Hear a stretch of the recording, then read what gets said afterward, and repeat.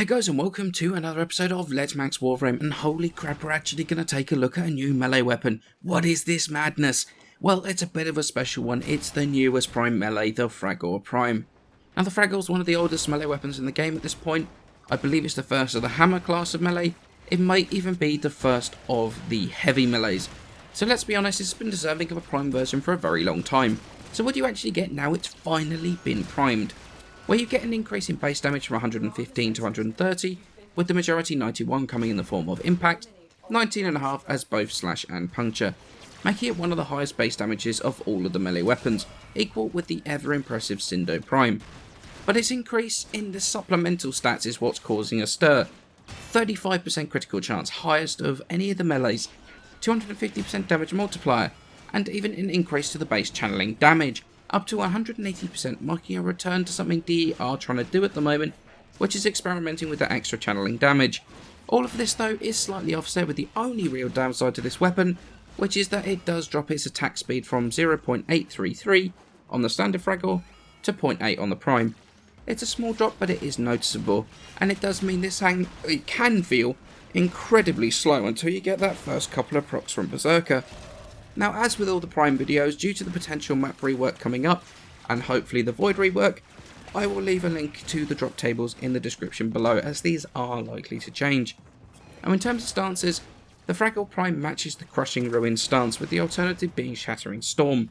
Honestly, you know me by now, I'm not one that really pays a huge amount of attention to the majority of the stances, especially on a Berserker build weapon. However, with the Fragor Prime, with it being that bit slower, even with Berserker fully procced, being able to pull off the Shattered Village combo, it's not that difficult to do if you're paying attention. And with both a 75% damage increase, a 50% damage increase, and a slam attack in that combo, it's amazing once you do manage to pull it off. The standard EEE combo, the Triple E, is also very good, as is the right click hold combo. All in all, a very good stance, and honestly not one that I would consider formering out of the weapon. Okay, so let's move on to starting to mod the Fragor Prime. Now, it does come with a V polarity as the stance and a V polarity on the weapon. However, I've added one former to the weapon, which is going to be another V. Now, in terms of this weapon, we're going to mod very much for crit. So we're going to go Pressure Point for the melee damage, Blood Rush, and body count. So as Blood Rush, as the combo multiplier goes up, our critical chance goes up, and because we've got such a high base critical chance, I went with Blood Rush rather than the standard crit mods on here, because I just think it works better. You only need a very, very small amount of combo for Blood Rush to actually be better than True Steel. Now, in terms of crit damage, we've got Organ Shatter on here. We've got Berserker, which is going to increase our attack speed for every time that we crit. Life Strike on here. Once again, I've gone with a max Life Strike. Means a single swing, max health. Works very well for me. You can go with a lower ranked one. It just means you're going to take up maybe a couple of hits rather than just one. So it's definitely up to you what you want to do with that one. Now we can go full elemental with this. So 2 elementals. For the Grineer, when you're running Corrosive Projection, Molten Impact, and Shocking Touch for radiation. Against the Corpus, I tend to go for Pure Toxin, so Fever Strike and Virulent Scourge, which is because basically we've got a lot of impact on here to deal with shields anyway, and also the robotics, so we're going to go with straight Poison, which is going to go straight through those shields, and it's going to kill those squishy units pretty quickly. Then we've got Fever Strike and Shocking Touch for corrosive damage when you're in the Void, for the sort of non-corrosive protection Void. And if you're going for Corrosive Projection, you can switch out Shocking Touch for North Wind, and then you've got Viral Damage, which is very, very good against the Corrosive Projection Void. Now, there is a whole bunch of other things you can do with this. That is probably going to require a couple more former. You can put Prime Reach on here.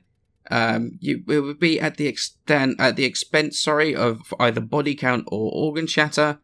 So you can put Prime Reach on there if you switch things around a bit. That was the wrong button, but you can basically see what I'm doing here. So we've got Prime Reach on here. Obviously, you don't want to be removing Berserker like I just accidentally did. However, if you go for Prime Reach, that is another option for the weapon. It does kind of fix a few problems. Like I say, you can get rid of body count. If you wanted to do Prime Reach, you could also go Prime Reach and Fury.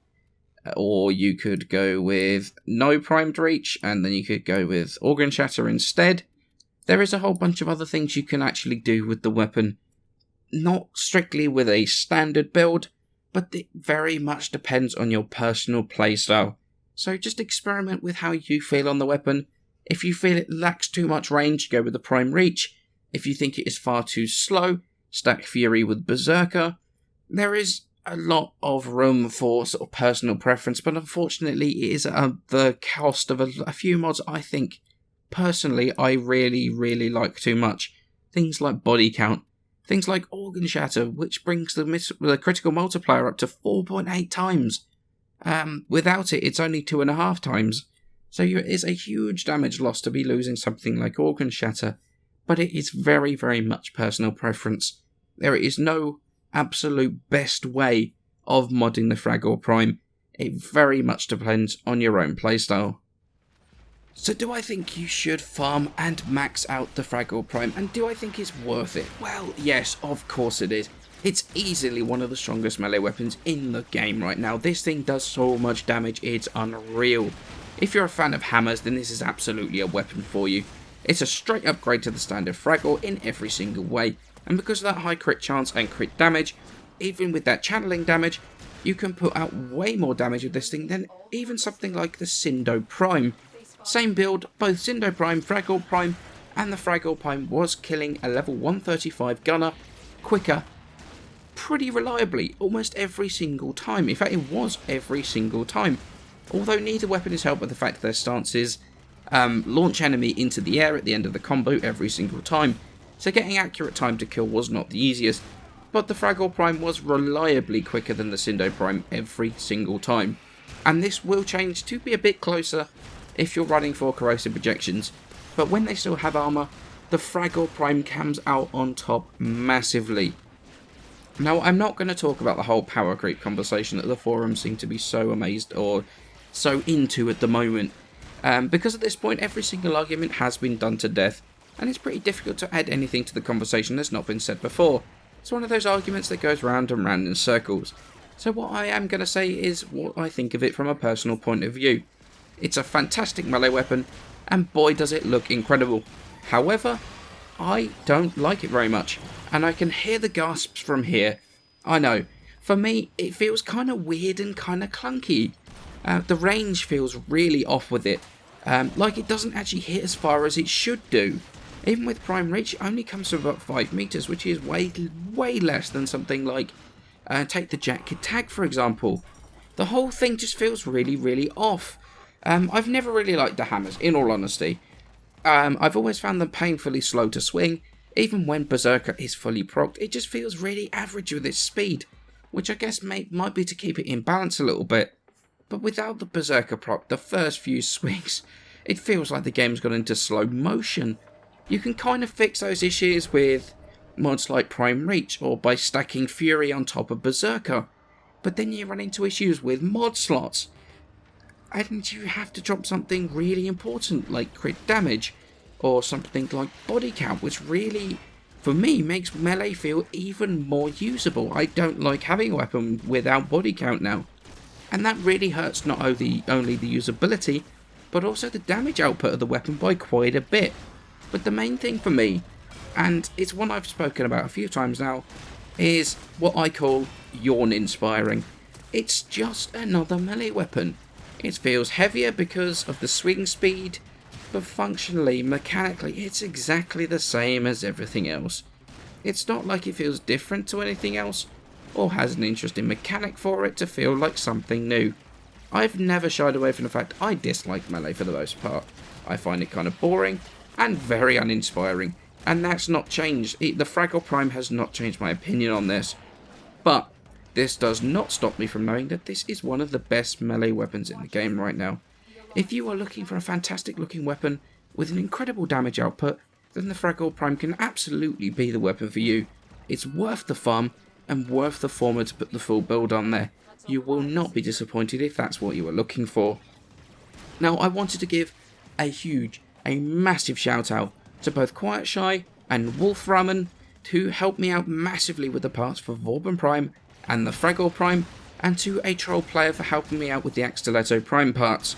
I would not be able to get this content out to you at all without their help, so a massive thank you to all of you for that.